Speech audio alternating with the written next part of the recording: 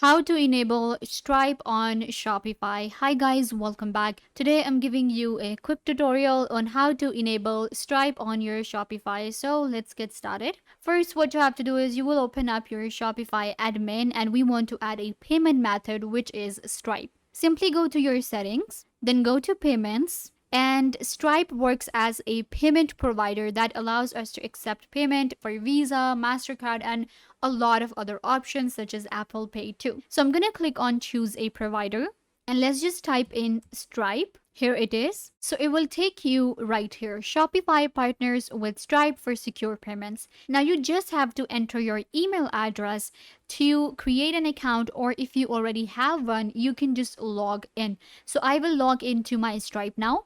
You can create an account on stripe.com really easily. There is a video on the channel too, how to make an account on Stripe. So just enter your email address and it will take you to your Stripe dashboard. And this way your Stripe will be connected to your Shopify. If you have Stripe, and you can go to the connect option, and even with this option you will be able to connect your Shopify. So it's really easy. Now I can just create my invoices and I will be able to accept payments with my Stripe on Shopify.